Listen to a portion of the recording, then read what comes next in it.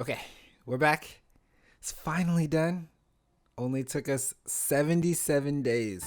Cool, blimey! I was pretty naive to think 30 days was possible, and it looks like even 60 wasn't enough, but it is finally done. So it's been quite a while since the last one, but I just had to stop and get through these. Eventually, I'm gonna go back and have a video for each game, but I want to do a better job with them than I have, and I'd actually like to go back and try to improve the previous ones. Still, I do want to talk about each one a little, starting with Dragon Quest VI. While playing through 6, I was really excited to see how it would connect with 4 and 5 and wrap up the Zenithian trilogy. The way 3 connected with 1 and 2 and closed out the Erdrick trilogy, I thought was perfect. And while there are some real loose connections, it's definitely not as tight as 3. And I understand that these are supposed to be their own individual stories. I just can't help but be a little disappointed, and I have to admit, while playing through it, that expectation was always on my mind. I think the story was a little weak in this one. Until the Duran fight, I wasn't really sure where they were going with it, but the characters in this game are actually really good. Aside from Nevin, all the characters get attention story-wise.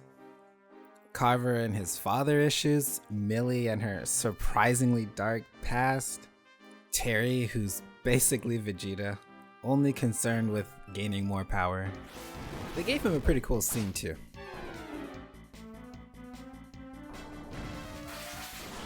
Ashlyn with her amnesia, and even the hero gets some backstory with flashbacks.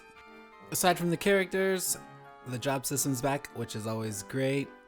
I spent maybe a little too much time grinding, ended up with a lot of pages of abilities. So Dragon Quest VI, decent story, great characters, fun to play. Dragon Quest VII was great. We keep the class system, and now it changes the characters' outfits. We get to see them in battle, weapon models show up. All nice things to spice up the standard turn-based fights. Again, we get some really good characters. I thought Kiefer was going to be some kind of obnoxious prince, but he's actually more like a typical RPG protagonist. Just a kid out looking for adventure. I do have some questions about the ritual.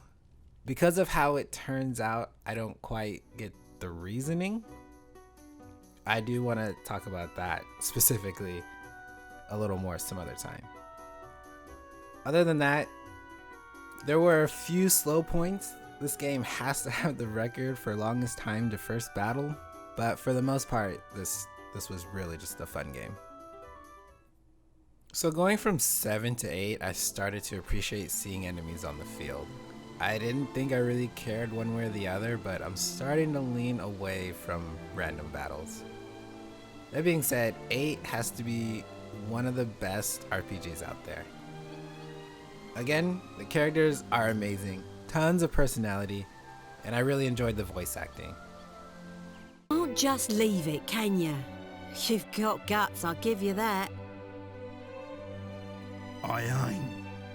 Look, we've got to go and do this thing is all.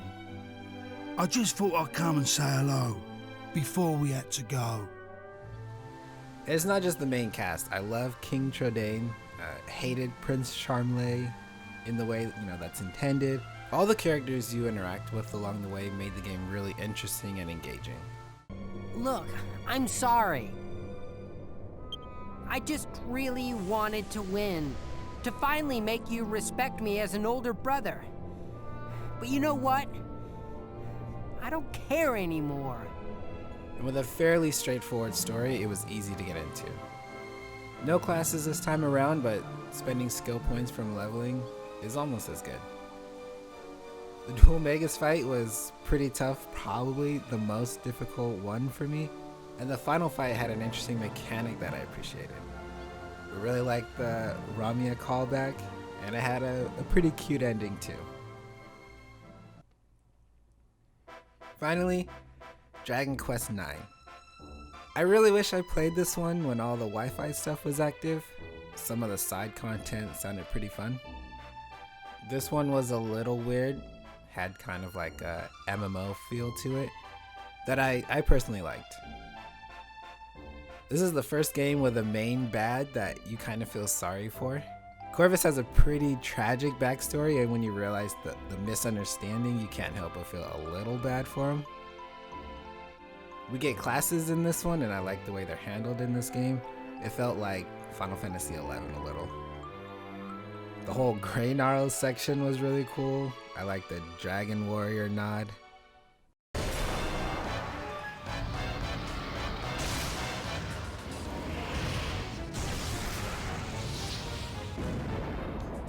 There are some good characters in this one, but you create your own parties, so those units don't offer anything to the story.